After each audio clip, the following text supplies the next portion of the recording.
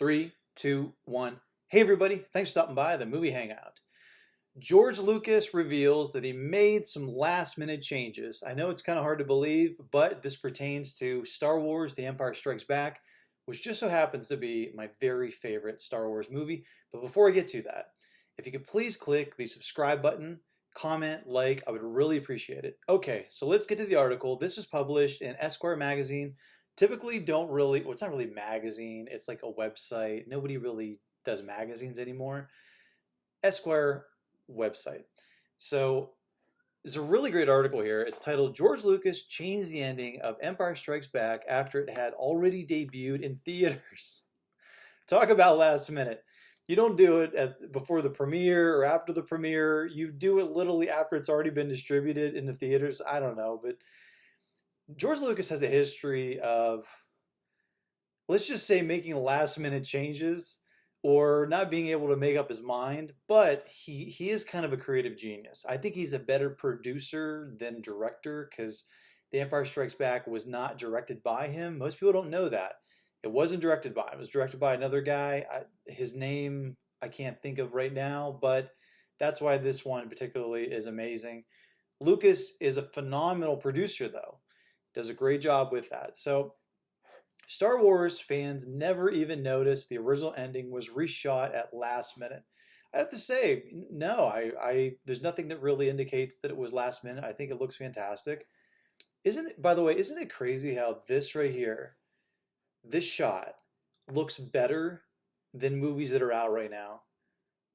It's like all the practical effects. I'm guessing they did like a back projection right here onto a screen, and then they had the actors standing in front, and then the camera's like shooting this way. For some reason, this looks way better than the stuff they do now. I don't know why they can't get it right, but I don't know. Maybe they should go back to this old stuff. But anyway, back when Rogue One, a Star Wars story, was building up to its 2016 release, word got out around that the film was in trouble and it needed reshoots.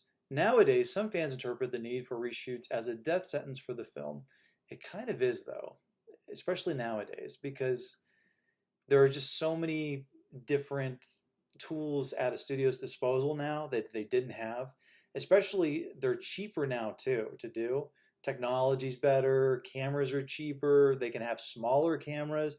You don't need to pay $25,000 anymore for a helicopter camera. You can just get a drone for a couple $100. So when they're still doing last minute reshoots, it kind of is a big deal. Okay, so which ended up being one of the most praised Star Wars entries in the 2010s, by the way.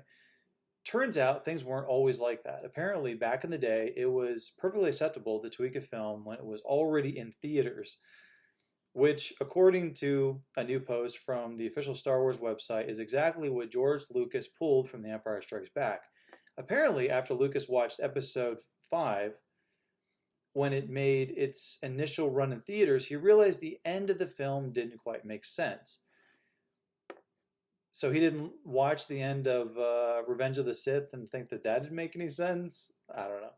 Not long ago, after Star Wars The Empire Strikes Back made its initial premiere in theaters on May 21st, 1980, Industrial Light and Magic, ILM, general manager Tom Smith received a phone call from George Lucas.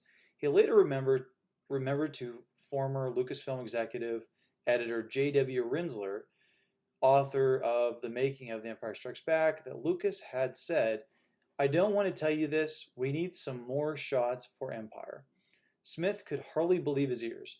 It must have been a joke. The film was already in theaters. No, no, no, no, no, Lucas clarified. It's not in all the theaters. Apparently, the conclusion of the film, where Luke, Leia, Lando, Chewie, R2-D2, and C-3PO sail happily away in the galaxy, was a little confusing. If you'll remember, the camera pans between the heroes, who are flying in different spaceships. But the initial cut of The Empire Strikes Back did make that totally clear. Where were Luke and Leia in relation to Chewie and Lando? Were the heroes on the same spaceship or two different ones? If the latter, where was Millennium Falcon in relation to the Rebel medical frigate? In the rush of the of completing the film, the potential hazard had been overlooked. But Lucas was never one to miss an opportunity for improvement. There was a generous 3-week window before Empire's wider 35mm format release on June 18th, just enough time to create 3 new shots. The rest is history. Lucas worked with his team to film those new shots, which ended up being exterior looks at the Millennium Falcon and the medical frigate. Luke, Leia, and the droids hauled up on. To be determined on whether or not Star Wars lets us know what happened when Lucas watched Episode 1 in theaters for the first time. So I don't know. I just think it's really interesting because I would love to. Trust me, I would love to show you this end scene, but I can't because Disney will freaking give me a copyright strike. So just go on YouTube and look for it yourself. There's so many accounts that post it up there. But I happen to think this is a really cinematic shot. It's a really smart shot because in this particular situation, George Lucas is right. Now, some of his other decisions with Star Wars, going back and, like, for instance, having the Ewoks have like blinking eyes, they went in digitally and made that happen. There's really no point to it. But in this particular instance, I think it's really smart because a lot of the interiors of these spaceships look similar. So it does get a little confusing who's where with who, where are they going? Are they coming? Are they going? And so you really have to have a shot, an exterior shot, just like this one, where you can see the ships actually moving away to really, remove any confusion for the viewer because it does get to be a little bit, who's where, So I don't know. I just think it's really cool. If you think that this shot was needed for The Empire Strikes Back, or do you think that what they should have just had shots with everybody smiling and everything? Comment below, let me know. And as always, if you want to get future rants, reviews, or original content, click subscribe. Later.